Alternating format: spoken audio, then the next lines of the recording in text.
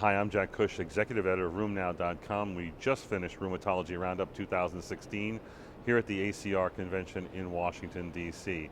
Artie Kavanaugh and I covered about 15, 16 abstracts on a host of topics ranging from psoriatic disease to osteoarthritis and fiber to a number of different abstracts on pregnancy. It was a good session. I think there was almost 4,000 people there. Why they get up at that hour of the morning to come see us on stage, talk about the meeting is beyond me, but it is entertaining, it is informative.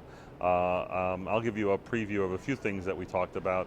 Abstract 89 is one of many, many abstracts at this meeting on the ACR workforce study. This abstract was headed by Chad Deal and colleagues. Chad and others have been working on our workforce issue for a number of years now.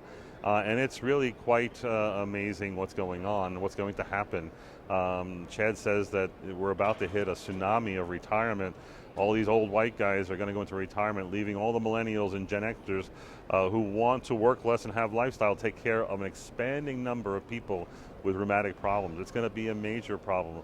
We're going to go down from over 4,200 practicing rheumatologists to somewhere around 3,400. A large, again, FTE deficit that needs to be made up, maybe with healthcare extenders like nurse practitioners and physician assistants, but we need to get more people to go into rheumatology. So it's between you and me. We've got to do a better job at mentoring. We've got to get younger physicians who come and want to see what we do, get them excited about rheumatology and go into the field. This is the challenge going forward. Another abstract that we presented was 19L, the NOR switch study. This is an important study because it's one that looks at the issue of switching and interchangeability. When biosimilars were first introduced into Norway a few years ago, the first one was Remsima. This is a biosimilar of infliximab. They were able to get people into their program by getting a 70% discount, and patients in this particular study had to be stable on a infliximab, and then they were then randomized to receive either continued infliximab or the biosimilar. In the end, the biosimilar was not inferior, and that's sobering good news. Gives those doctors confidence about switching their patients over to the biosimilar.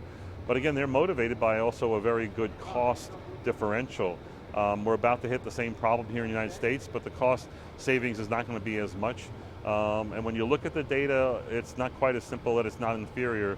Some diseases that were studied, and there were numerous, inflammatory bowel disease, psoriatic disease, SPA, rheumatoid arthritis, didn't always look the same. So we need to see better data like this on switching, because we need confidence if we're about to embark on a period of biosimilars, which may be thrust upon us.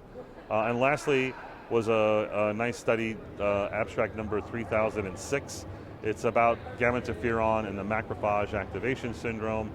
We know that what happens in these people, mainly systemic onset JIA, sometimes lupus patients and other situations, that they get a cytokine storm that is actually induced by aggressive T-cell activation driven by gamma interferon. These particular studies looked at gamma interferon, a number of different T-cell markers and chemokines and pro-inflammatory cytokines. They basically showed that IL-18, when elevated, may identify someone at risk for developing MAS, but that when MAS is turned on and happens, it's being driven by gamma interferon, which activates all those macrophages and accessory cells to make a cytokine storm that gives you all the horrible manifestations of this disease.